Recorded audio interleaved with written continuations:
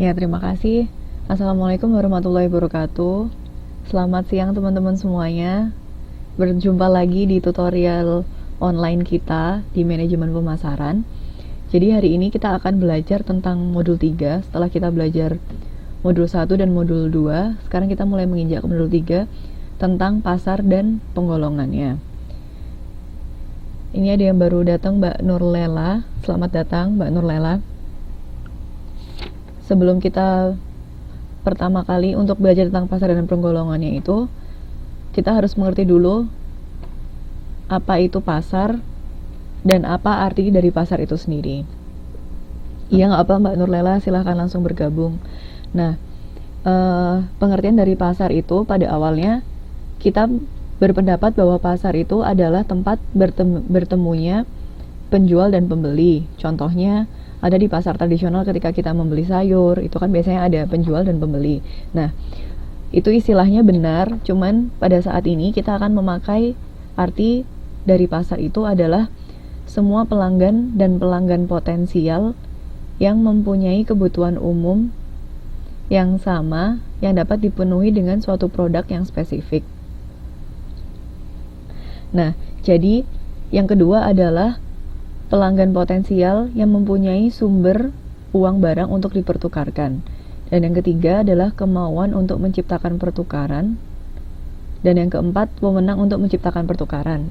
Nah, dari Mbak Juweria, tempat terjadinya transaksi antara dua orang atau lebih ya Mbak? Ya, benar sekali. Jadi,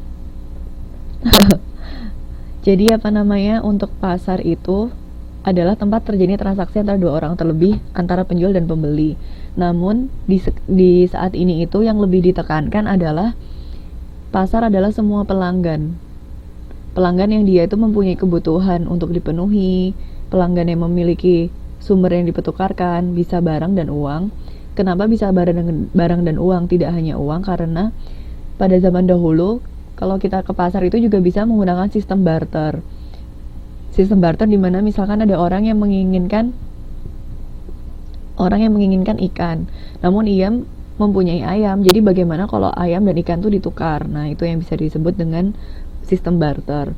Nah, ada juga kemauan untuk menciptakan pertukaran. Jadi pelanggan di sini mau membeli atau bertukar uangnya dengan barang yang diinginkan atau bertukar uangnya dengan jasa yang dia butuhkan. Nah, waalaikumsalam Mbak Iis. Silahkan bergabung, juga ada Mbak Anis. Nah, ini kebetulan kita sudah ada 10 orang. Saya ulangin lagi, hari ini kita belajar tentang modul 3, yaitu pasar dan penggolongannya. Jadi, pasar itu adalah semua pelanggan dan pelanggan potensial yang mempunyai semuanya ini. Kebutuhan yang sama, sumber, kemauan untuk menciptakan pertukaran, dan wewenang untuk menciptakan pertukaran. Nah, untuk pengertian lebih jelasnya, ada di slide selanjutnya. Ada pengertian lain dari ini, Churchill dan Peter mengatakan bahwa pasar adalah orang-orang dan lembaga-lembaga yang mempunyai keinginan dan kemampuan untuk membeli barang dan jasa. Jadi di sini lebih ditekankan bahwa pasar itu adalah orang-orang atau pelanggan-pelanggan atau lebih tepatnya konsumen. Nah, jadi pasar di sini adalah konsumen yang ingin membeli barang atau jasa tertentu. Nah, itu yang disebut dengan pasar. Sampai di sini apakah ada yang ditanyakan? Jadi pasar di sini lebih ditekankan atau lebih difokuskan kepada orang-orang atau konsumen atau biasanya juga disebut pelanggan yang dia itu memiliki keinginan untuk membeli barang dan jasa dari suatu perusahaan atau produk tertentu. Itu yang disebut dengan pasar. Jadi beda pengertian. Kalau kita lebih mengenal bahwa pasar adalah tempat untuk membeli. Nah, namun di pelajaran kali ini adalah pasar itu adalah orang-orangnya, bukan tempatnya. Jadi orang-orang yang dia memiliki keinginan untuk membeli suatu barang dan jasa tertentu. Sampai di sini ada yang ditanyakan dari pengertian pasar itu sendiri, teman-teman?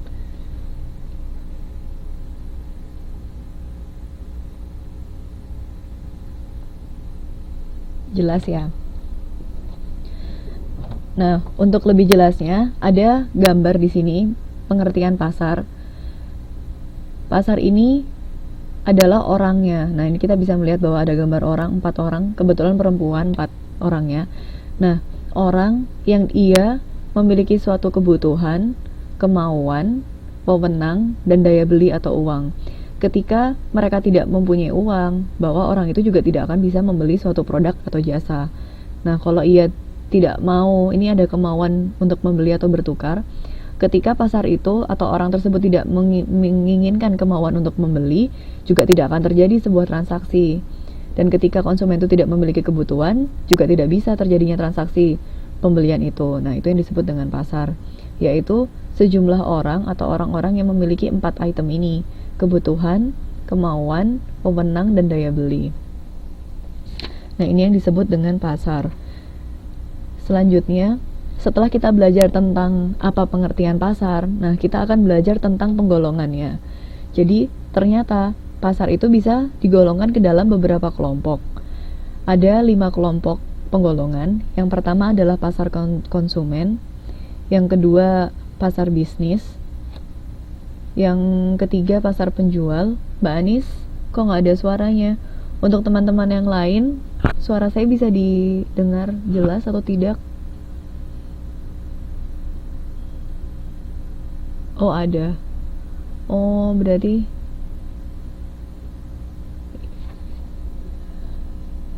ini Pak Priyanto jelas.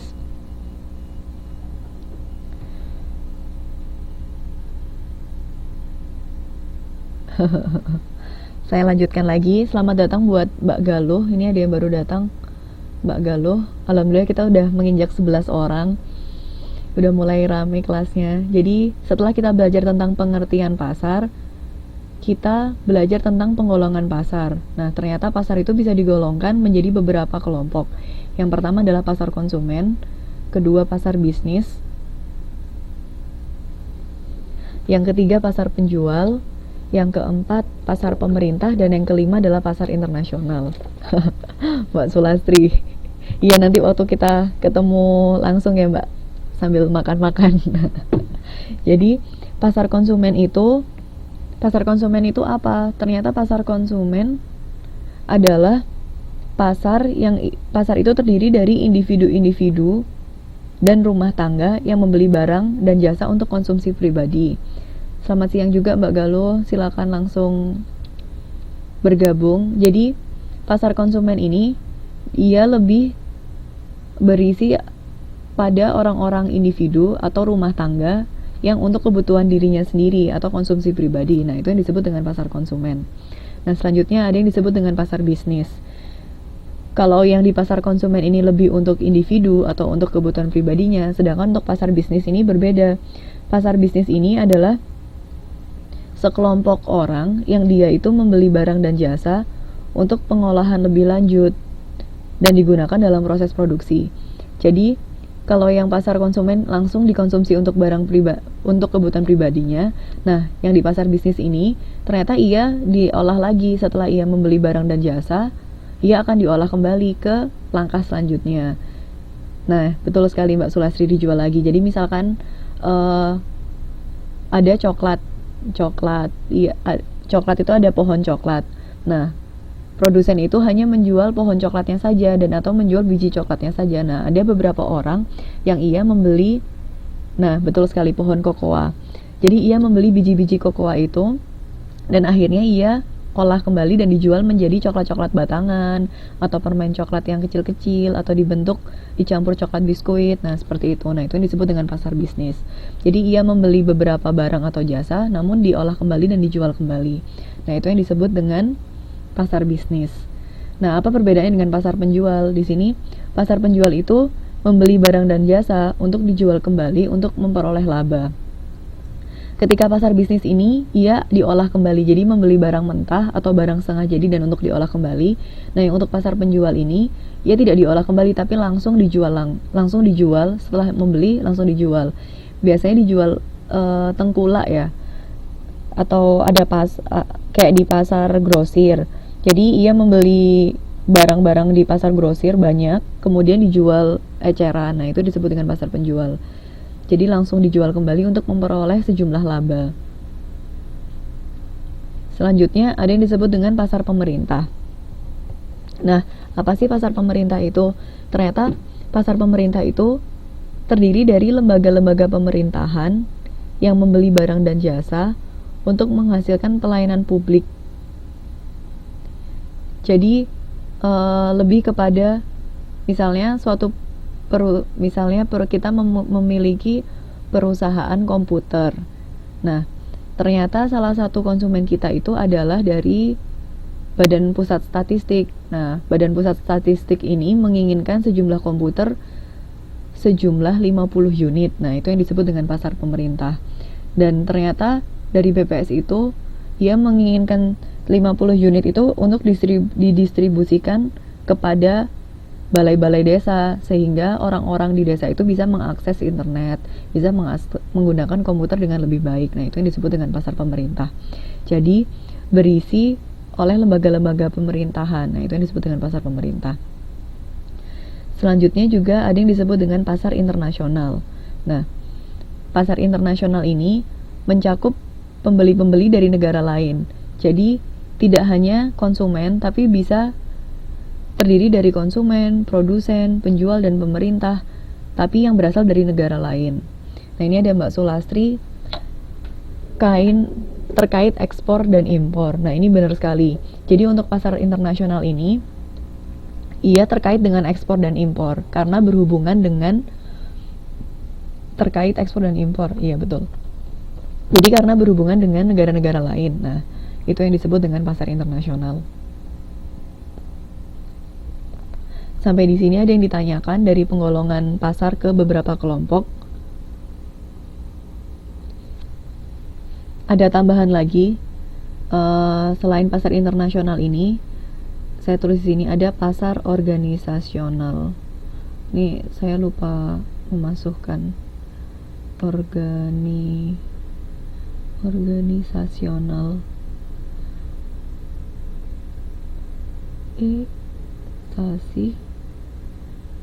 Selanjutnya juga ada pasar institusi. Nah, ini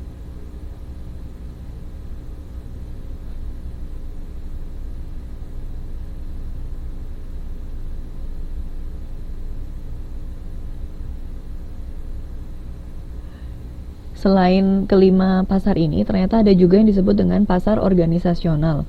Jadi pasar organisasional ini biasanya disebut juga untuk pasar bisnis, pasar penjual, dan pasar pemerintah. Nah, ketiga pasar ini, pasar bisnis, pasar penjual, dan pasar pemerintah itu juga bisa disebut dengan pasar organisasional. Jadi kalau kita menyebut pasar bisnis, pasar penjual, dan pasar pemerintah juga kita sebut organisasional karena ia termasuk ke dalam kelompok organisasi.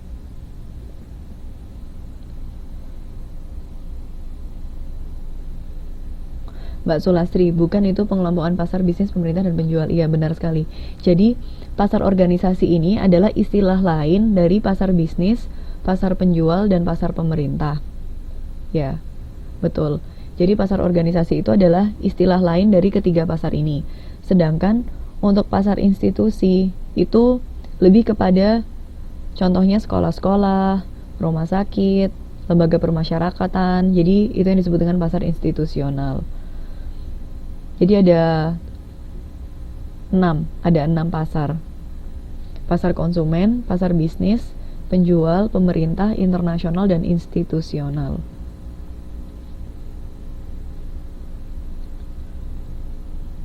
Sampai penggolongan pasar ini ada yang ditanyakan, teman-teman. Ini Mbak Ari sedang mengetik.